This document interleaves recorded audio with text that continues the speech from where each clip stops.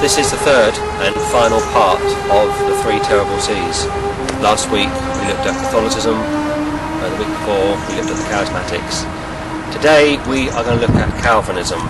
This book, can you see that?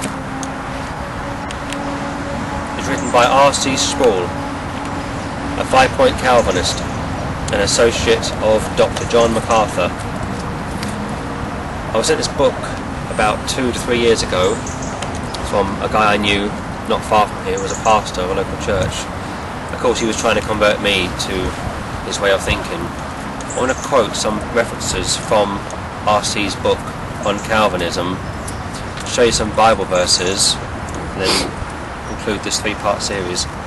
On page 15, R.C. Sproul says the following: "To be sure, it is possible that Augustine, Aquinas, Luther, Calvin and Edwards could all be wrong on this matter." Can you see that?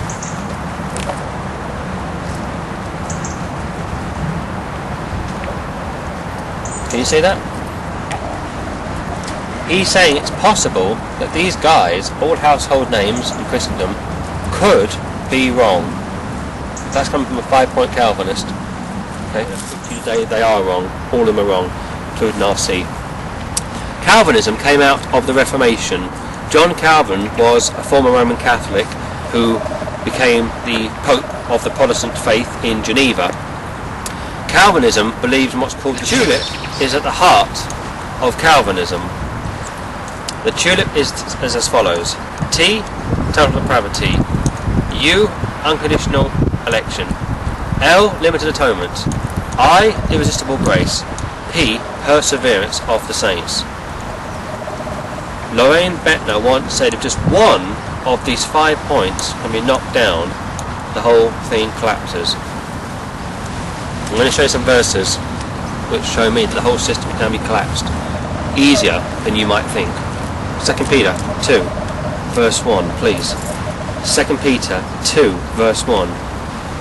Some months ago I was talking to a couple of friends of ours, Calvinists, and this came up, this whole subject of Calvinism, not through me, through them. Funny enough, you would think it would be me, but it wasn't. It came from them.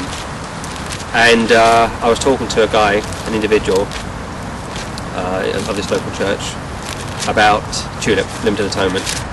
And I said to him, let me get this right, you believe that Christ died just for the elect, correct? He said, yes, that's true, just for the elect. So there's a problem with this. If Christ died just for the elect, that means he came just for them. His blood is for the elect only. I mean, let's not get into 1 John chapter 2, which we'll look at later. That's always a problem for the Calvinists. But I took this couple of friends of ours to 2 Peter. 2 Peter 2, verse 1. And this is how it reads. "But there were false prophets also among the people," Old Testament, "even as there shall be false teachers among you," the church, "who privately shall bring in damnable heresies." Okay, damnable heresies. "Even denying the Lord that bought them, and bring upon themselves swift destruction." He's bought them, and they are denying him.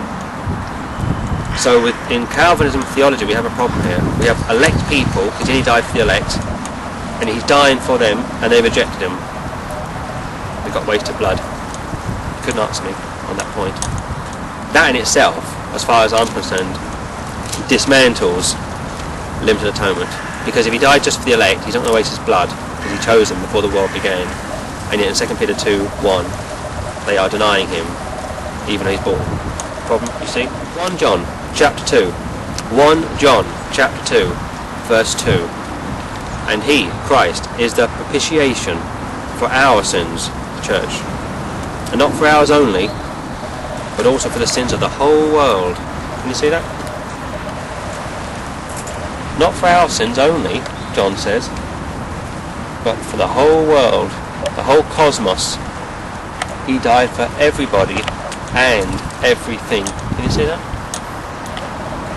Not just for our sins, but the whole world. Even those that deny him. 2 Peter 2:1. Please go to Genesis. Genesis 25. Genesis 25. We have the nations here of Jacob and Esau. This is always quoted by Calvinists. They get it from Romans 9 and Malachi 1, and we're going to look at all these verses in a moment. Genesis 25, verse 23.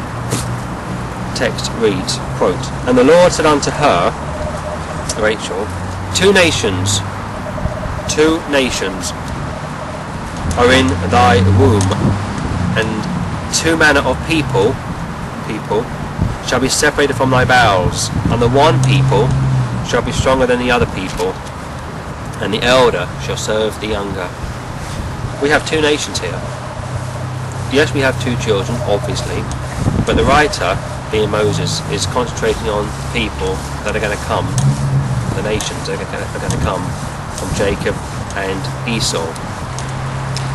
Esau, of course, is linked to Ishmael. Ishmael is linked to Muhammad. Okay? Malachi chapter 1. The verse gets taken out of context many times. Malachi chapter 1.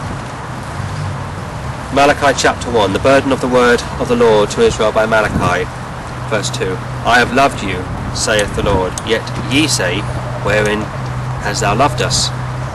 Was not Esau Jacob's brother? Yes, it was. Saith the Lord, yet I loved Jacob, and I hated Esau, and laid his mountains and his heritage waste for the dragons of the wilderness. Jacob have I loved, Esau have I hated."